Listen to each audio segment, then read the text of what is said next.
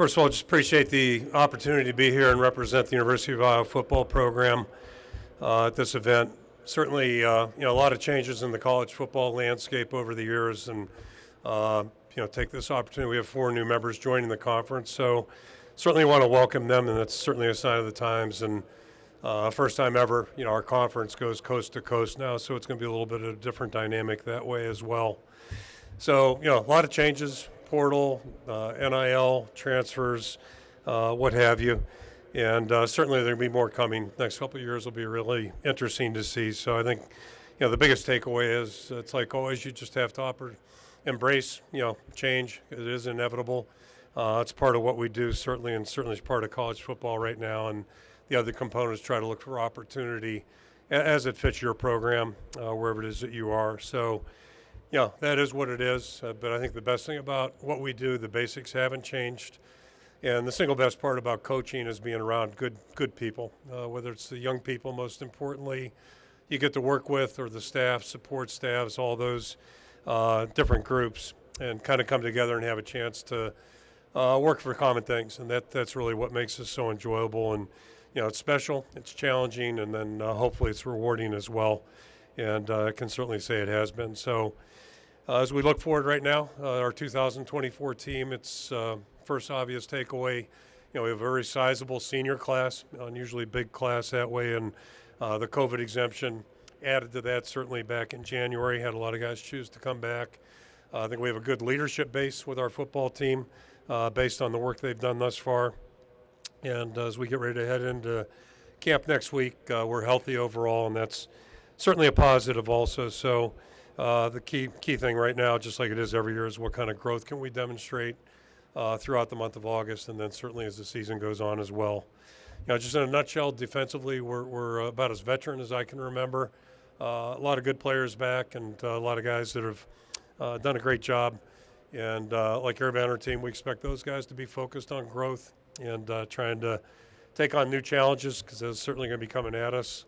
Offensively, certainly a little bit more veteran than we have been. And that's good news for us, especially up front.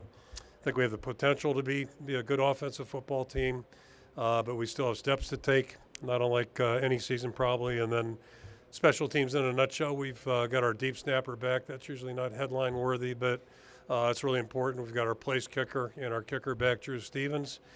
And what is new is we lost our punter, Torrey Taylor, who's an outstanding player. We've got a first-year player named Reese Dawkins taking his spot, and that'll be, just an item of interest to see how he develops. The other thing I think of note with the special teams, losing a player, Cooper DeJean, who's an outstanding defensive player, but also a great punt returner. It's something else I think that's impactful for our football team. So, just in a nutshell, the team has done a really nice job. Since January we got started, they've worked well each step of the way, and I think their focus has been good. So we're looking forward to next week getting together and hitting the field next Wednesday. And really, this is what you work for. This is the most important time for a football team. The next month in preparation for the last 4 months. So that's kind of where we're at right now, and I'll open it up for questions. We got second row on your right side. Okay. Hey, Coach, Will Decker from LA Football Network. After disappointing on offense last year, you guys made the decision to hire Tim Lester as your offensive coordinator. What was the hiring process like, and what makes Tim stand out to you as someone that can get the offense back in a good spot? Yeah, I think a couple of factors there. We haven't been where we want to be offensively for a couple of years. And, as a coach, you have to evaluate things and be realistic. And certainly last year's an easy thing to point out. Our top 3, if you had asked anybody last year at this time who are our top 3 offensive players, they weren't there basically when we started conference play. So we paid for that. And, but I thought the guys did a great job of playing with what we had and maneuvering their way through and finding a way to win 10 football games. Going through the search process was interesting. A lot of really good people to visit with. I'd say a small group of good people to visit with, and Tim just really stood out. I think he's a really good fit for us. Whether you talk about his personality, but obviously his offensive background, his expertise. Played quarterback, coached quarterbacks, has been a coordinator, and then had a rare opportunity last year to really almost take a coaching sabbatical, if you will, and worked with the Packers and got great exposure to a lot of people offensively, helped out on the defensive side. So I think he comes with a wealth of knowledge. One thing I do appreciate, he's a former head coach. That wasn't a requisite. But I also, quickly in the conversation, I think he's got a deep appreciation for how football works, how offense can complement defense, special teams. Everybody's going to be working in the same, towards the same end. And so that part's all been good. And he's been on campus now since February, very positive, very energetic, good teacher, just a good people person. So he relates well with the staff, the coaches, all the players, and so far so good. Hi, Kirk. John Steppe, Cedar Rapids Gazette. Hope you're doing well. Kind of along those lines, what have been kind of your biggest impressions from the kind of Shanahan-style offense that Tim has implemented, and how helpful is that visit up to Green Bay as you kind of get ready to implement this in the fall? Yeah, I mean, every exposure is good, whether it's us implementing it and installing it during spring practice or, watching other people do it at a proficient level. And, every offense has its different styles and whatever, but really to me, success in offense still gets down to execution. The guys up front have to block and the receivers have to block. And then, somebody's got to do a good job of getting the ball where it's supposed to. And in the passing game, it's the same thing. People have to get open. They've got to make tough catches, and quarterback's got to be able to deliver, and it all starts with protection. So it's not like you're inventing anything. It's going to be a little bit different, certainly, and but I think our players really took to it quickly. I went through a similar thing in 1996, I guess it would have been. We moved to Baltimore when Ted Marchibroda took over the offense for us. And my takeaway from that was the players learned a lot faster than I did. I was the only guy that was stumbling on, things that were in my memory bank. The players just move on pretty quickly, and it's kind of been that way this way too. So it's been a good transition. But all that being said, we've got a lot of work to do here the next 4 weeks. All the way in the back left. Hey, Kirk. Chad Leistico, Des Moines Register. Cade McNamara seems to be fully recovered from the torn ACL. He says he's 100%. I guess as you go into fall camp, and then you also got Brendan Sullivan here, Big Ten starter. So as you go into fall camp, do you view Cade as your definitive starter, and if so, why? Well, I do. I mean, we played against him right here on this field a couple of years ago in December, and got to see him that entire season on film. So we had great respect and admiration for him as a player, a competitor. Unfortunately, for our fan base and the media, none of you guys have seen him play full speed, thus far in an Iowa uniform. So I'm eager to see him, perform for us this year. Nobody's more eager than he is, and hopefully he's not too eager. The good news regarding the injury, I've told a couple of people already today, back in the 80s, ACL injuries could be unpredictable.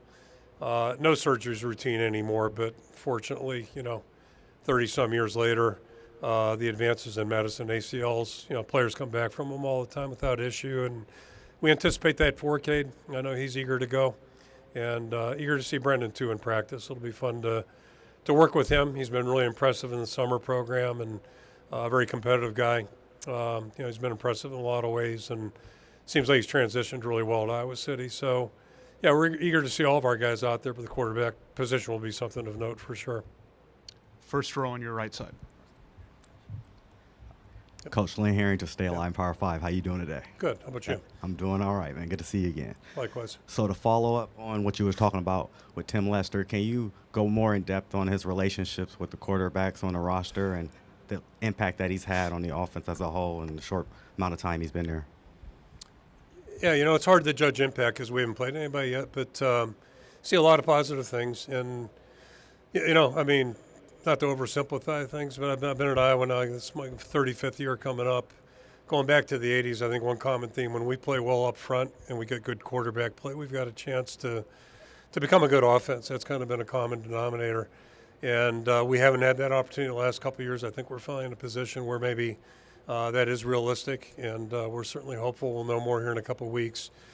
But Tim's fit in really well. I mean, he's again, high-energy guy. He's got really, I think, a good grasp of what he wants to do, a good vision of where he wants to go, and he's been very interactive with everybody in the staff in terms of, what do you think, what do you guys see, all those types of things. And to me, that's the quality of a good coach and a good leader, and he's certainly in a leadership role. So his transition's been very, very seamless, and it's been very natural. And again, he's a player, just from my observations, or a coach that players tend to gravitate towards. And then he did play the position. He's coached it for a long time, so he does have a level of expertise with the quarterback spot that's, I'm not saying he's right or wrong with his opinions, but I'm just saying he's firm on what he believes, and he's been pretty successful. So the players have really jumped in full bore with him, and that's what you hope to see with any coach. On your right side, Coach. Coach Adam Jacoby, Hawkeye Beacon. Thanks for your time today. Sticking with the QBs, the depth chart that was just released had McNamara, then Linez, then Sullivan. Would you say that's still a pretty fluid situation, 1 through 3, with the quarterbacks at this point? Yeah, I'd say everything's fluid right now. Hopefully it won't be in the fall, but right now everything's fluid. And we could have listed Brandon too. He hasn't put a helmet on yet for us. So when we see him on the field, then maybe he'll be in competition with the other 3 guys. But yeah, I expect it to be 3 guys competing. And Cade obviously has got more experience than any of them. He's had more demonstrated success. That gives him a huge advantage. But yeah, all 3 guys will compete, and it's the same way at every roster spot right now. We don't have anybody that's that.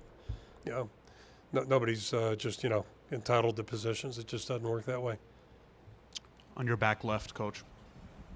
Hi, Kirk. Scott Docterman with The Athletic.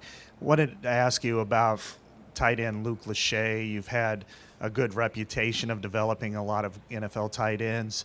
How does he kind of compare and contrast with some of the ones that came before him, and what's his upside this year? 2 things about Luke and Scott. You know him, so this will resonate. He's just one of the nicest people I've ever met. He's unbelievably just a nice human being, a really first-class guy. I think we all suspect and know that he's a really good football player, but I think maybe as impressive as anything I saw was just the way he handled a very disappointing injury last year. He was fully engaged, fully immersed, and did a great job working with the other guys that were playing where he was supposed to be playing. So that's a high compliment, and that's why he's here right now. The team selected him as one of our leaders, and it's not even close. I mean, he's up there at the top. So he's just a great quality young guy, and he's all about the team.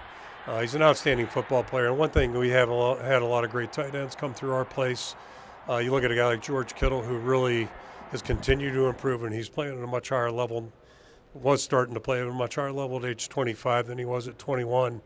And that's what good players do. They just keep getting better.